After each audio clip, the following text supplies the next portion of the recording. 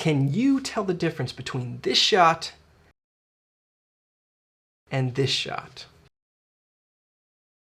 One was shot with the XT2 in 4K, the other one was shot in 8K with a Red Helium.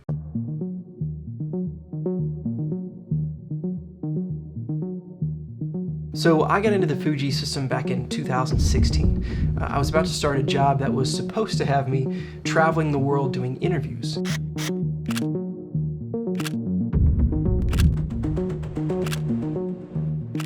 Being a single shooter, it was going to be very important for me to keep my gear list and size to as small and compact as possible so that I can be quick and mobile in getting around and doing that kind of a project.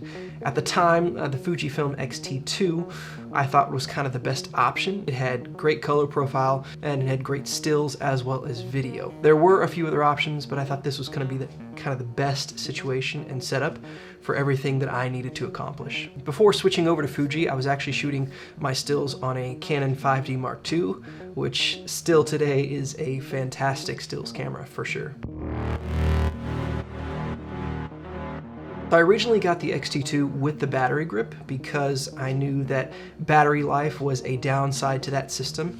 And then of course I wanted the increased performance that the grip provided to kind of enhance my stills as well as definitely my video performance out of that camera. Especially shooting longer interviews and things, I wanted to make sure I had the battery life and capabilities to do that without any kind of issues.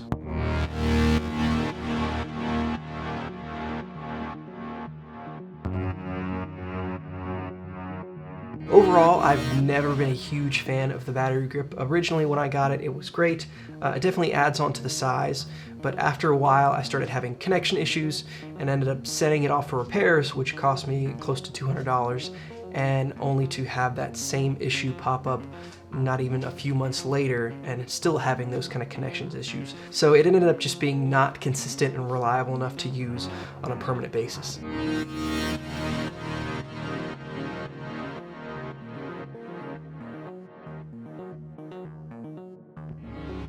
So I skipped the X-T3, but when the X-T4 came out, I did upgrade, and so the X-T2 kind of became a backup body in case anything happened. But as my work started to become more and more geared towards video and less so towards photo, the X-T2 kind of became just my video primary and only camera. It has a cage permanently attached on it. It usually ends up with some sort of handle, a monitor, a grip, transmitters, all kinds of cabling, and then whatever Ronin tripod or so forth it has on it, and a matte box and stuff. It just becomes very bogged down with all kinds of equipment, and so I found myself reverting back to the X-T2 a lot of times just because it was quick, easy, reliable, comfortable, more lightweight than the whole bulk that I had accomplished with the X-T4.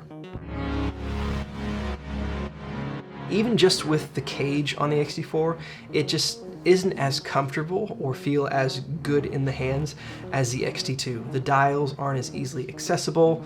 The grip is bigger, which I know a lot of people like, but me shooting a lot of film photography, the X-T2 just kind of fits that form factor better for me, and it just feels a lot better and easier and simple to use than the X-T4, which probably doesn't make a whole lot of sense, but to me, given how much experience I have with it, that's just how personally I feel with it. Photo-wise, there isn't a huge difference between the X-T2 and the X-T4. They both have versions of the X-Trans CMOS sensors. The X-T2 only has a 24.3 megapixel camera, whereas the X-T4 has a 26.1 megapixel camera.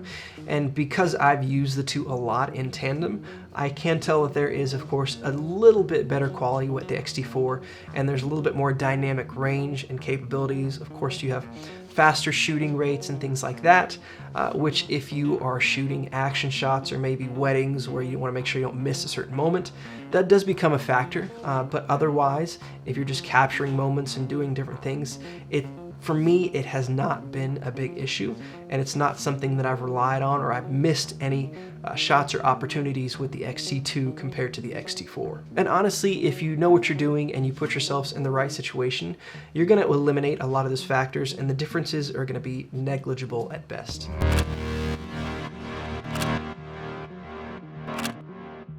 The X-T2 usually sits on the kitchen counter with the Fuji 35 1.4 just permanently attached to it, or some version of a vintage 50mm lens.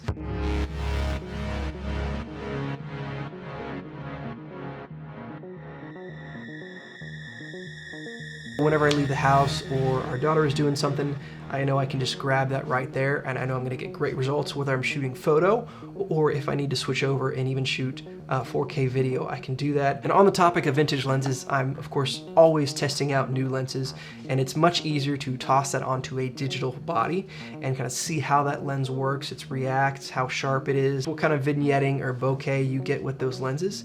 It's much quicker and easier to toss that on digital than to shoot it with film. And so the X-T2 having an adapter on that, it's just very quick and easy. It's kind of become my go-to to test out lenses, since I know there isn't going to be a huge difference between the two bodies. Right now I think I have a 17mm Vivitar MC 3.5 lens on there. Before that I had a, I think, Biotar 50mm f2.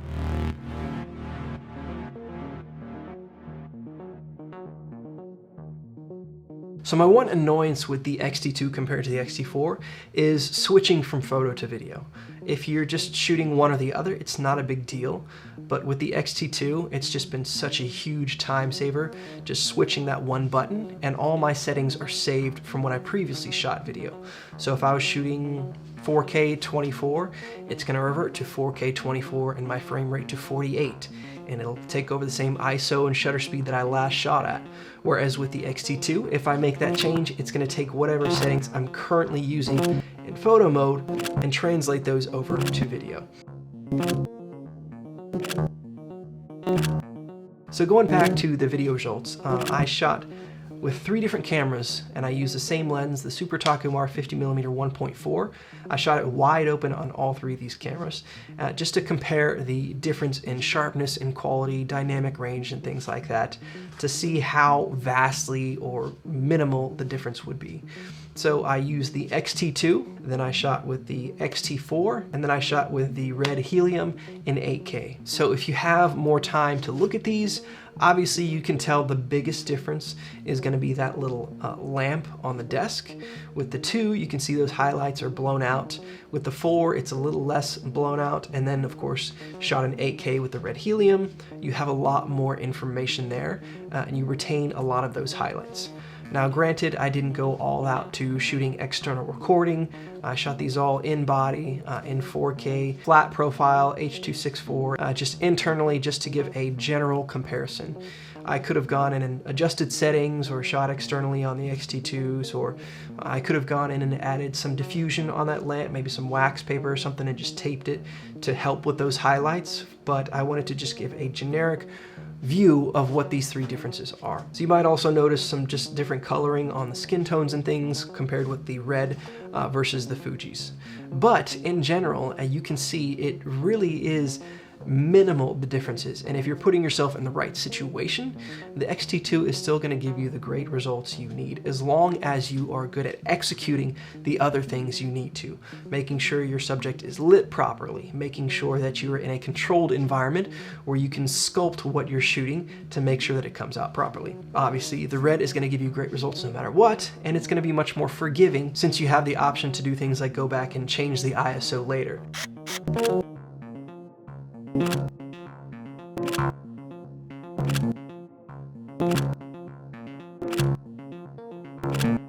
I was out scouting a location for a shoot, and I was doing a walkthrough with the X-T2. It was kind of a test run just to get a feel of how the camera movement would be on set. And so in doing so, I was doing some quick turns and pans, and I was just reminded of absolutely how awful that rolling shutter can be with the X-T2. Of course, it's not as bad in 1080 as it is in 4K, but that's never really been the purpose of what I use this camera for. It's not something that has really hindered me from any time that I've needed to use or wanted to use this camera. Another thing that's great about shooting with any of the XT lineup is you have those film simulations and you have that photo film feel to those cameras. So shooting with a lot of vintage lenses lends itself really well to using the XT2 and XT3 and even 4. But with the XT2, I've just found it very simple and easy. It's got a nice grain. It's not going to be overly sharp. Sure, you might lose a little bit of depth of field compared to a full frame camera, but again, I have a speed booster on mine. So putting that onto my camera with these lenses, I'm kind of gaining that back. And these aren't things that I'm going to blow up on huge wall prints or billboards or posters or anything. So the quality, again, isn't that noticeable. And when compared to something like shooting a lot of film, it's still going to be much better than that, but it still gives you that same look and feel, and you can really match it up to your style very easily.